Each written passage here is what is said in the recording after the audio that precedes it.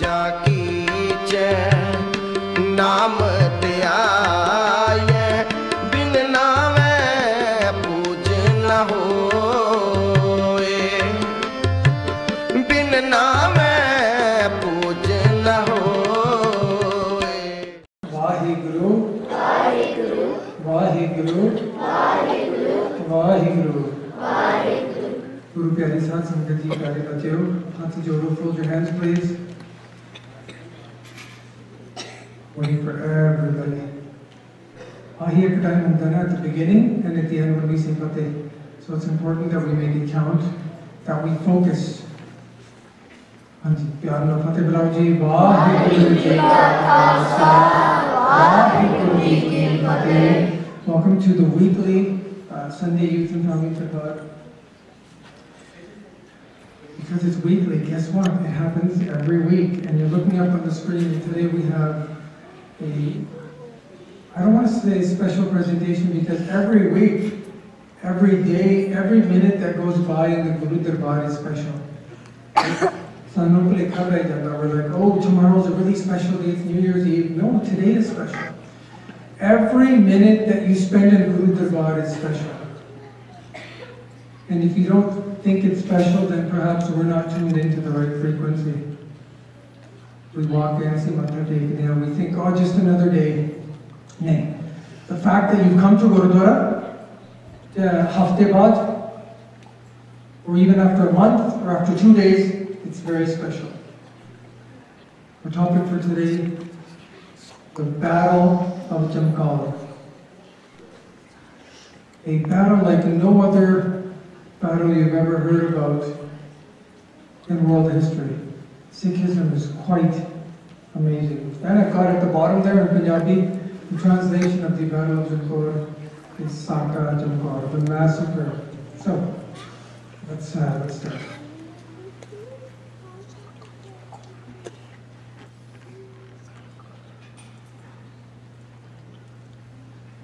Okay, so today, the story that you're going to hear is definitely a story of courage, sacrifice, religious freedoms, honor, and human rights.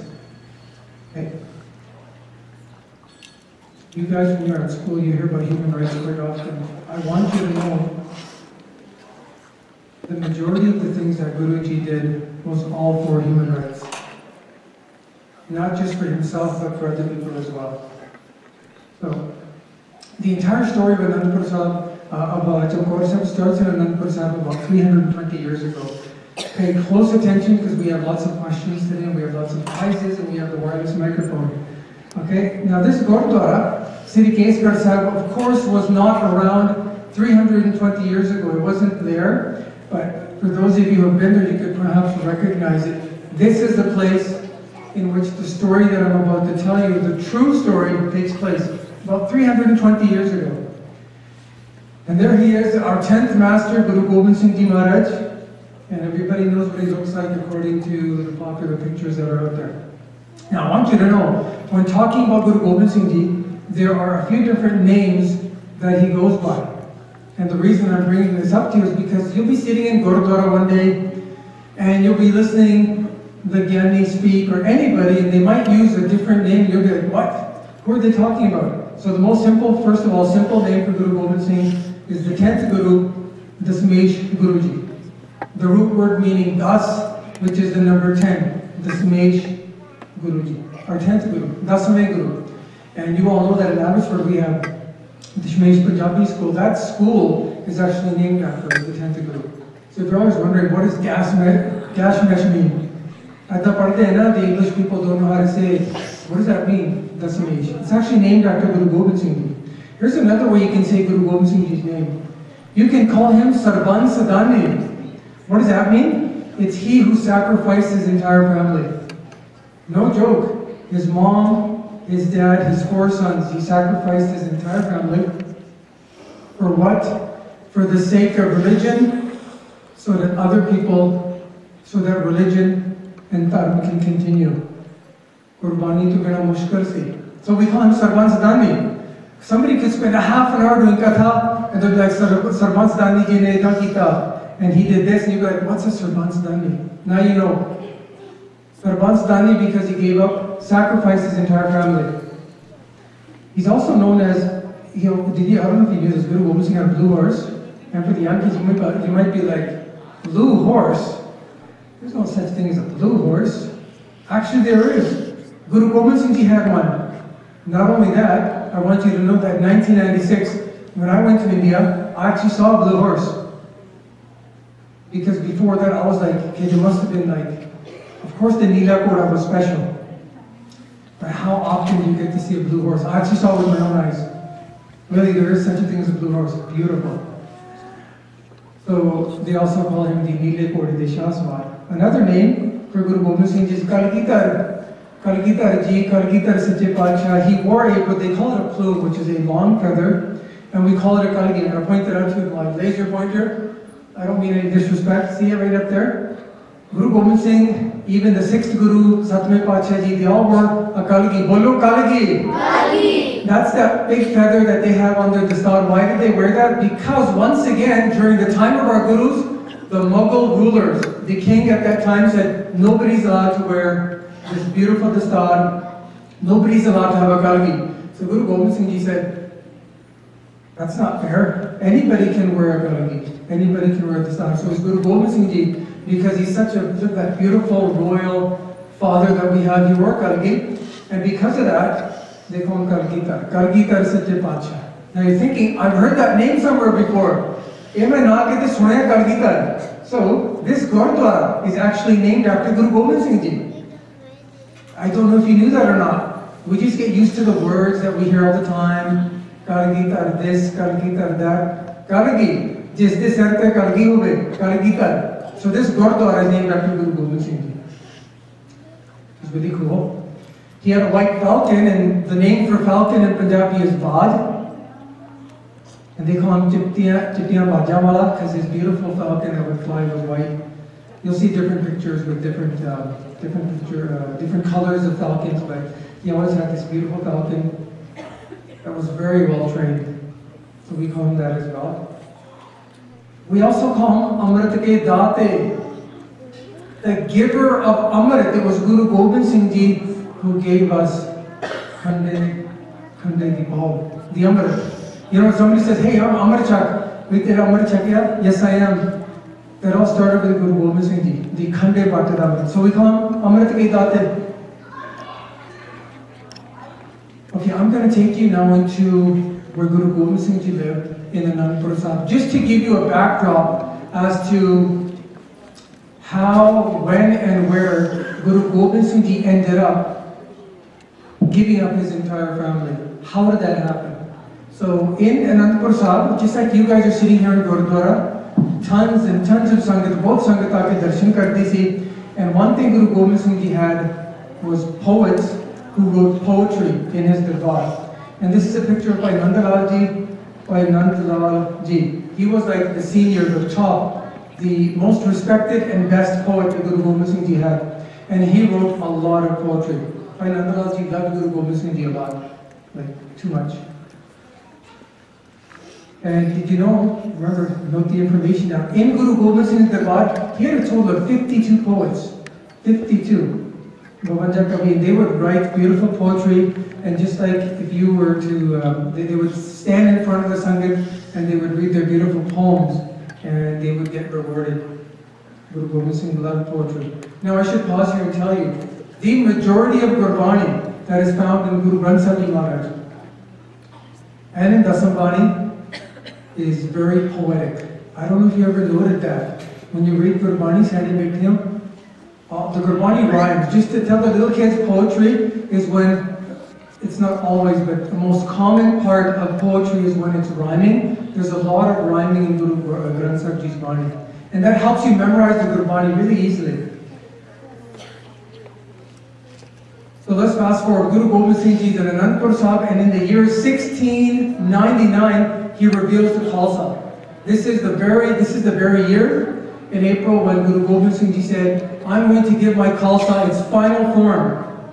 So if anybody ever asks you, where did your turban come from? Why do you wear the bracelet, the karban, all this stuff that you wear, your uniform, the Khalsa uniform, where did it come from? Where did you get it? Say it was our 10th master, Guru Gobind Singh Ji, and he gave it to us in the year 1699 in Anandapur Sahib. That's when he revealed the Khalsa.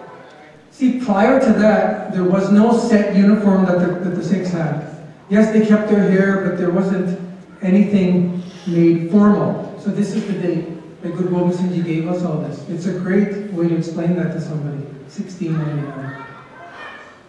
It's to explain it to a non-Punjabi, somebody who doesn't speak Punjabi, you say it's baptism by the sword, the double-edged sword. And you know that when a sword is curved this way, it's got one sharp side, but when both sides of the sword are sharp, it's got a double edge, it's called a khanda. Bolo khanda. And that is how you make the amrit. You've got the water, you've got the iron bowl, you've got the khanda, you've got the patase. And that's my phone, 1 second. It's from Quebec. Yeah, turn the ringer off. And so that's called a khanda. So somebody says, how do you guys get baptized? We're baptized by the sword, we have the water, we have the double-edged sword, and while the 5 beloved ones are making the nectar, that's a word they're going to understand. If you say amrit, they're like, amrit? That's a boy in my class. So you have to tell them, amrit is the name for that sweet baptism water, the nectar. And of course, the main ingredient in amrit is gurbani. You guys can go home and take a glass of water, and you can throw patase in, and you can mix it with your electric blender, and oh, that tasted really good. That's not amrit. You have to have Guru Granth Sahib Ji Maharaj, you have to have the Panj Pyare, and you have to have all these things, plus the gurbani, and then you get the amrit. So 1699, Khalsa Pargat Hoya. And here's Guru Gobind Singh Ji giving the amrit to the Panj Pyare. You know why they call them Panj Pyare? 1, 2, 3, 4, 5. That's why. Because there were 5 of them. And here they are. The translation of Panj Pyare would be the 5 beloved ones. You need this vocabulary when you're explaining this to your non-Punjabi friends. When you say Panj Pyare, like Panj Pyare, what's that? You have to say the 5 beloved ones. Guru nu bahut pyare si. And then look at this. Guru Gobind Singh Ji himself takes the amrit. Okay? And he changes his name from Gobind Rai to Gobind Singh. Here's another point for you. Where did you get your middle name from? Singh and Kaur. This is right here. This is the moment. This is the day. That's the place. Okay? So those of you, ahi to baar baar kamange. Jado apna na likhna ya na bolna. For sure you have to say the middle name, right? Whatever your name is, Harpreet Singh, Jaspreet Kaur, whatever your name is, you have to add that. And Tigmaji, stop talking, please. Thank you. But if your last name is Gill or Brar or Sandhu, that's important too, usually when you do paperwork. But if you leave your last name, nothing bad will happen. But when you leave out your middle name, that's really, really bad. You're like taking away your identity. You know, people have middle names and they have first names, and you ask them, who gave you your name? Oh, my grandma, my mother, my auntie, my uncle. Who gets their middle name from Guru Gobind Singh Ji himself? And a special name for boys, Singh, and a special name for girls, Kaur. You can't beat that. We're ignoring the blessing given to us by Guru Gobind Singh Ji. So, bolya karo, dasya karo. Okay, so he changes his name, because he took the amrit as well. So just a little point here, we're going to talk more about this in April. But for those of us sitting out here in Sangat, who are thinking, you know what, I love God, and I love Guru, and I read Gurbani, and I go to Gurudwara, and I do Seva, and I do Simran, but I don't need to take the amrit. If you are one of those people, just remember that Guru Gobind Singh Ji felt it was necessary for himself to take the amrit. And you're like, wait a minute, didn't he make the amrit? Isn't he the one who created it? Yes. Then why would he need to take it? Because he needed to show us how important it is to take the amrit. Baki marzi thodi hai. And he changed his name to Guru Gobind Singh. He changed his own name. So how can we forget our middle names? Aida na karo, but you have to start writing your full middle name. You know what's going to happen when you write your name? Your friends are going to be like, hey, what's that? What's Kaur? What's Singh? And then you've got a conversation starter. Say, oh, let me tell you, that's my middle name. It means lion or lioness, right? Singh, the lion, lioness, God. And we're really brave. And this was given to me by my 10th Guru, Guru Gobind Singh. They'll be like, that's cool. Wow. And then Guru Gobind Singh, the day that they gave Amrit to the Sangat, his sons took the Amrit.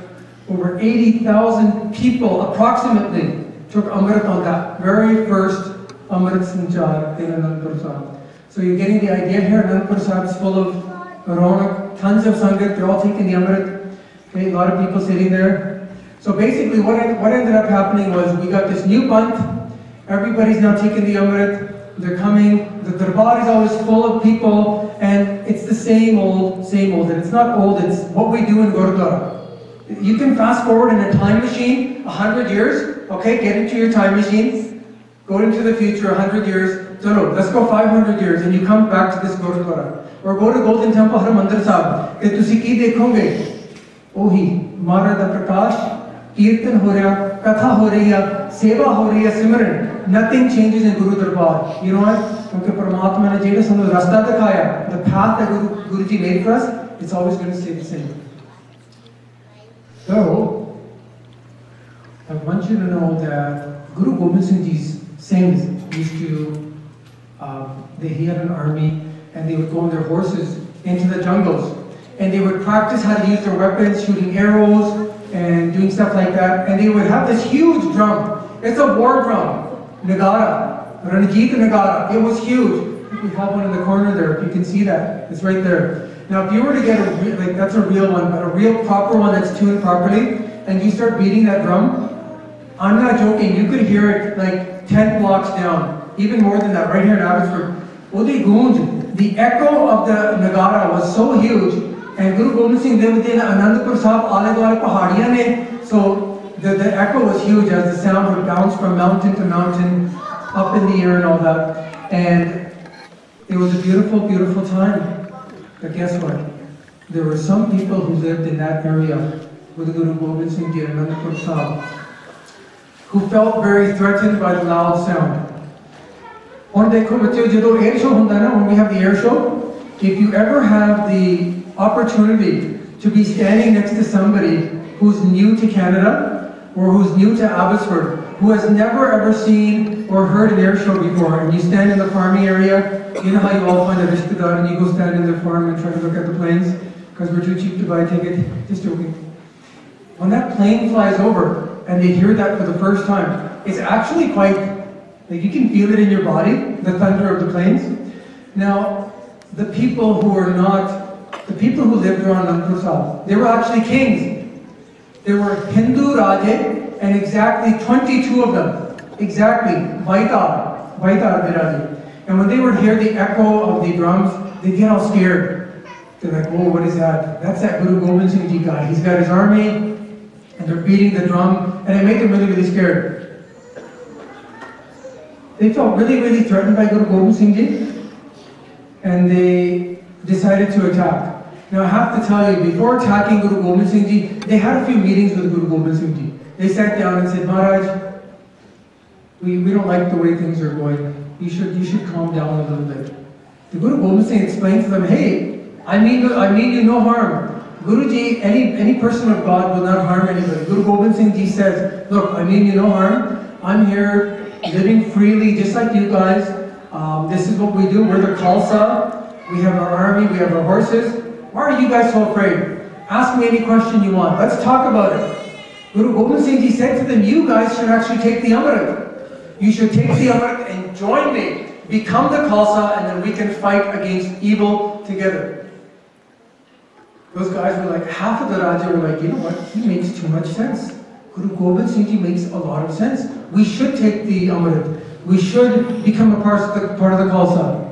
But then they had one silly little condition. They said, we'll take the Amrit. Hindu Raja, they said, we'll do it. We'll join your army. Because Guru Gobind Singh Ji was just a beautiful leader. They go, but see these losers that you have sitting with you? And they were like Guru Gobind Singh Ji's army. There's a lot of Singhs that were sitting around Guru Gobind Singh Ji. They said, see these losers that you have sitting there? We're not going to take Amrit at the same time with them. Neeniya Jatan Wale. They're of a low caste. We're Rajin. We will take the Amrit, but you have to make sure you make a special, separate Amrit for us. Don't involve these low-life loser types. Guru Gobind Singh Ji said, you guys are ridiculous. Nanak Amrit ek hai. There's only one Amrit, and God created all of humans equally. There's not going to be a separate Amrit for anybody. You want to take the Amrit, you have to take it with all of God's people. So those Pahadi Raja, they were a little messed up there. They didn't get it. Still a few like Guru Gobind Singh Ji, but most of them were like, we'll just pass. Now, out of all the Pahadi Raja, there was one who was like the biggest troublemaker out of all 22 Hindu kings.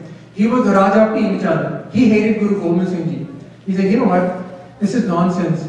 He doesn't stop playing his drums. He's got his big army. He's got his weapons. He's a threat to us. Guru Gobind Singh Ji is going to take over our land. They were misguided.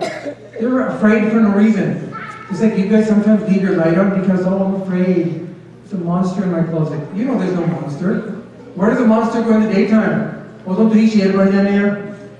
is it always nighttime that the monsters come out? They don't exist. And these Rajas, they felt the same thing. They're like, oh, Guru Gobind Singh is going to attack us. Far from the truth. Guru Gobind Singh is nice. So anyways, they put together a very dumb plan. And that was, let's get our army together and attack Ananda Prasad. So they attacked. Many, many battles happened. Many fights happened. In every single battle, Guru Gobind Singh Ji's army would win. But I want you to know one thing. They were severely outnumbered. It was always like, 50 to 500 or 500 to 5,000. The numbers were always against the Guruji. But guess what? The Singhs would always win. Why would they always win? They had Gurbani. They had Simarneet. Bolo Vaheguru. Vaheguru. Vaheguru. Vaheguru. Why do you think we tell you to do Simarneet so much? By the way, how many kids here were sitting here with the winter camp? Put your hands up nice and high. Oh, look at that. Excellent. Hands down. These kids, these volunteers, these campers, they all know in the camp. We did so much Simran. Simran makes you fearless. Simran makes you strong. Saying Vaheguru, Vaheguru, Vaheguru makes you peaceful from inside. When you speak to somebody, you'll be patient. You'll be nice. Right? You won't have a very short temper, like how you do with each other at home, right? When somebody says, excuse me, you'll be like, yes, instead of, what do you want? You know what you do, right? When we get like that? Simran makes you like a nice person. So the Guru Sikhs were severely outnumbered, but they won. Because they had the Simran, they had the Gurbani, they had the training. They had Guru's Kirpa. If you have the blessing of your Guru, you have everything. If you have $1 billion, but you have no blessing of your Guru, that $1 billion is like mitti or poison. It will do you no good. You need the Guru's blessing. Guru di Kirpa chahiye hai. Okay, so they have many, many battles. Every time the Guru Sikhs win, battle after battle after battle. So in the end, the 22 kings are like, you know what? We can't win this guy. We cannot win over Guru Gobind Singh Ji. So they're like, now what do? We need help. We need to get somebody who's even got a bigger army. And we need to kill Guru Gobind Singh Ji. They go ahead. They're trying to kill Guru Gobind Singh Ji. So they went to the king of India. Where have we seen this guy before? Aurangzeb. This is the same king, if you come to Sunday Darbar, you would know, the same king who ordered the execution, the killing of the Shahidi of Guru Tegh Bahadur Ji. That's that same guy. And now he's still the king, and Guru Gobind Singh Ji is an adult now. And so the Hindu Raja, Pahadi Raja, they go up to him, they're like, listen, did you know Guru Gobind Singh Ji lives in Anand Prasad? And Aurangzeb's like, yeah, whatever. He's off there into the corner. Big deal. They go, no, it is a big deal. We've attacked him over and over and over. We can't win him. He's like, yeah, try harder. They're like, no, Aurangzeb, don't you get it? If you do not join us in killing and destroying Guru Gobind Singh Ji, tomorrow he's going to come and take you off your throne. He's going to take over your country. So Aurangzeb's like, yeah, you know what? That makes sense, because after all, I am the one who killed his father.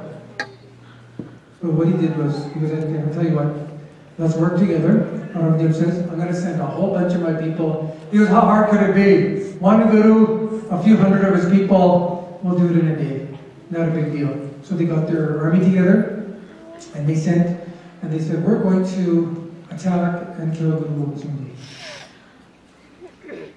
So what they did was, instead of attacking directly, they're like, you know what? The Pahari Raja said, if you attack Guru Gobind Singh directly, he's got an awesome system around his fort. Anandpur that is heavily fortified. You're not going to get in. You know what? Let's do it the easy way. Let's surround all of Anandpur Sahib and make sure nobody gets out and nobody gets in. Let's just surround it. Okay? And so this is known as the siege of Anandpur Sahib. Anandpur ka Kera. How many people were there? 10,000, 20,000, 100,000. To see छोटे बच्चे, when I say things like 100,000, you're like, whatever. The number is too big. How many zeros does that have? They had 1 million people.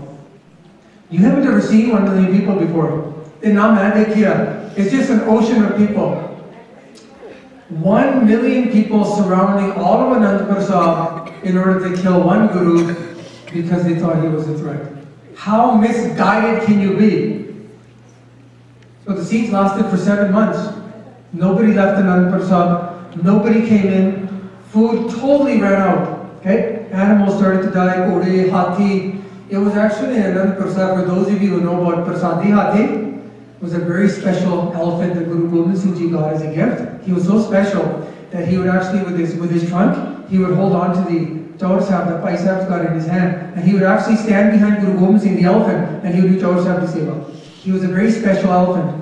He would also, every time he'd see Guru Gobind Singh Ji, he would actually matha take.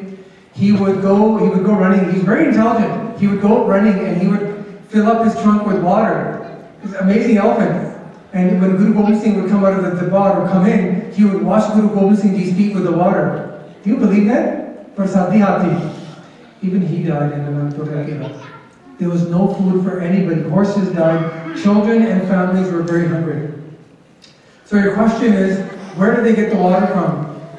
Are you kidding? We're talking about Guru Gobind Singh Ji. He had lots of water. He had a full master plan. Guruji knows everything that's going to happen. So he had these stairs going all the way down, really, really deep into the Qila, Bauli Sahib. There were these stairs, and at the very bottom, at the end of the stairs, there was this endless supply of water. For those of you who have ever gone to the Guru Amar Singh Maharaj, Govindwal Sahib, and there's 84 steps that go all the way down, and there's water there. Guru Gobind Singh had an endless supply of pani. Water is most important. Remember, you can go many, many days without eating solid food. Water is difficult. Look at that amazing Gursikh by Guru Baksh Singh Ji did, right? So Guru Gobind Singh Ji had water, but the food was running out. How bad was it? Honestly, the pain of hunger is so devastating. And there's some Gursikhs who tried to stay hungry for a little bit, 1 or 2 days. There's nothing wrong with it. If you want to see what it feels like, and then you can understand what 7 months would feel like. Okay? Gurbani even writes about hunger. Dukh bichoda ek dukh puk means hunger. Puk. The first most incredible pain that we feel as human beings is the separation from God.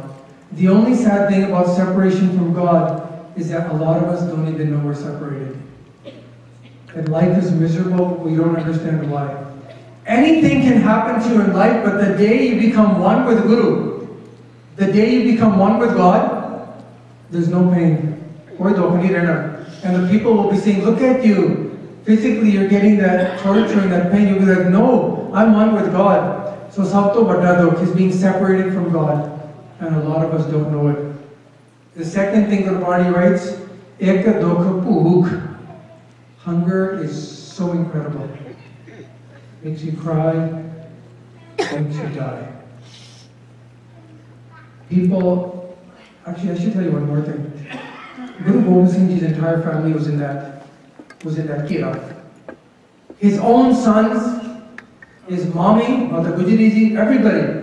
So, you know what kind of special food that his family got every day? Nothing special. They had the exact same prashad as everybody else. When they would say, Sangat Ji, we have nothing to eat, Guru Gobind Singh Ji's family was right there. They didn't have a special place to sit. They didn't have a special status.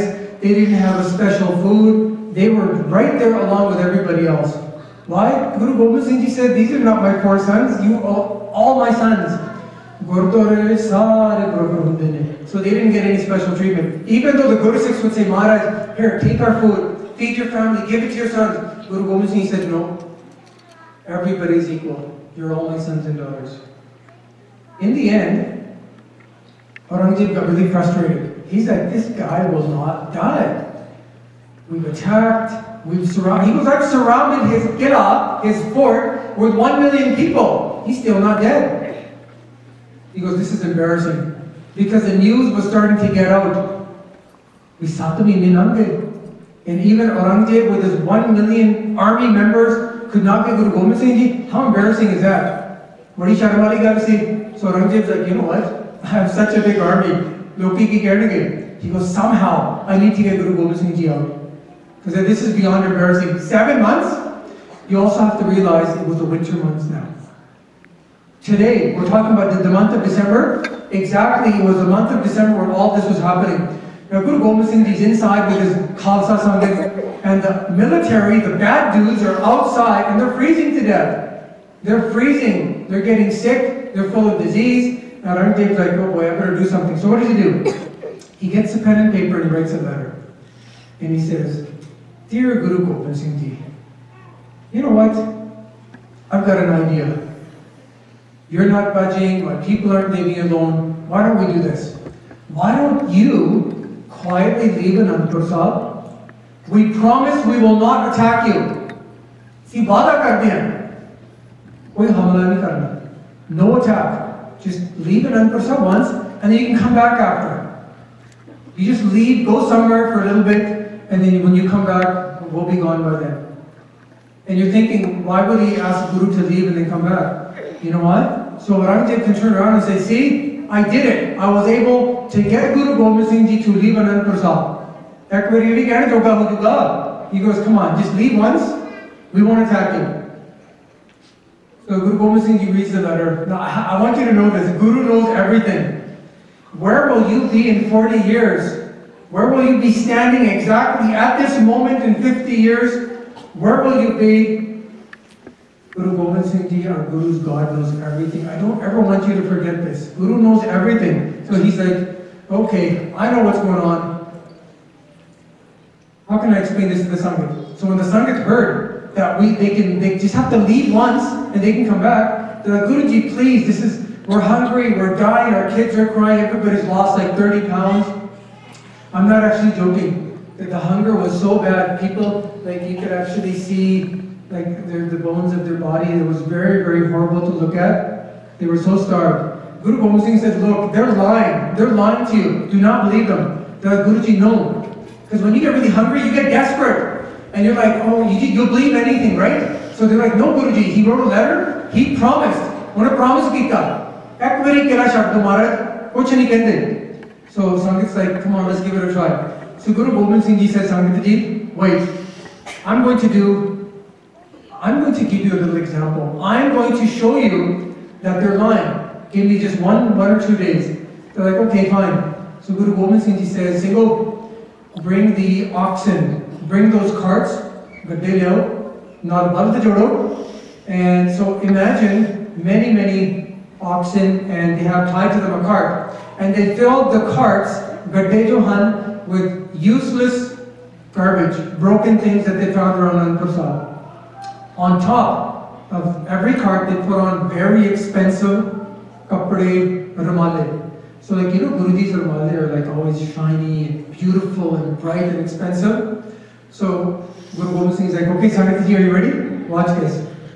So at night time, when they got all the oxen ready and they got the carts and they put the very shiny chamkawale ramale and they tied the torches to the horns. And they just had a few Guru Sikhs leading them out. And the rest of them were just like following in a line, and there's nobody else with them. And so from far away, the enemy's like, hey, look, Guruji is leaving. Yes. And so as they come closer and closer, with the light of the torch falling upon the kapra, the ramale, it looked like it was like golden. Even if you take your like suits, right? Girls, you have very shiny suits. Everybody knows that. You and your mommies have like really shiny suits. And if you turn the light off and just even flash a flashlight on it, like really bright. So they see this long line of oxen with these good day and it's just shining everywhere. They're like, yes, he's taking out his treasure first. So he's taking all that stuff out. They're like, now is our chance. So they got ready, and when they came closer, this is what they did. They started attacking. And they started ripping off the ramale, and they just attacked every single one. There's a lot of bloodshed there, and they went, and they very frantically, quickly took off the ramale. They're like, we're going to fill our pockets, we're going to be rich. And guess what they found? Broken, useless garbage. And immediately, they realized, oops, we've been caught. Oh, the Sharmai, they're like, oh my God, Guru Gobind Singh, he revealed our true colors. And back at Anandpur Sahib, Guruji said, what did I tell you? I don't want to say this, Sangat Ji, but I told you so. Follow your Guru. Listen your Guru. Did you know when you do Path every day, Gurbani is guiding you? Gurbani is saying, this is what I'm telling you, right? Don't do bad things. Don't tell lies. Don't cheat. Don't swear. And then when we do that, and we get in trouble, and bad things happen, you come to Guru Granth Sahib Ji, and if you pay attention, if you listen to your heart, there's a sound and it says, I told you so. Guru Granth Sahib is telling you everything you should not do. So Guru Gobind Singh says, Sangat Ji, what did I tell you? These guys are not telling the truth. So then Aurangzeb is like, oh man, that's horrible. That's embarrassing. I promise Guruji, he goes, I'll just pin it on somebody else. He goes, then he came up with a new idea. He goes, this time he wrote a letter. He says, look, Guru Gobind Singh Ji, I am a religious man. I know it makes you laugh, right? He says, Guru Gobind Singh, I'm a religious man. Musalman ha. He goes, I swear on my holy Quran. I promise, I'm a Muslim. I'm so religious. I promise on my holy Quran to the left. This time, please believe me. Leave Anandpur Sahib, we will not touch you. And then the Raje jo san Pahadi Raje, they didn't have a real cow. And I want to pause here. In the Hindu religion, the cow is very sacred. That is why it is illegal to kill a cow in India. That is why when you're driving around in your car and you see all these homeless cows walking around, you can't kill them in India. Because for the Hindu religion, they're sacred. They're worshipped. However, if you go into the underground market in India and all the leather that they have there, they do actually kill the cows, but on the surface, if you're a religious follower of the religion, you do not touch or harm the cow. Okay? So the kings, they wrote in the letter too, Guru Gobind Singh Ji, we promise you. And so what they did was this. After 7 months of surrounding Anandpur Sahib, they didn't have a real cow. Obviously, what's a cow going to be hanging out there for? So they're like, we have to show Guruji that we really care. Because they have food, they make their food and their rotis every day. They had atta.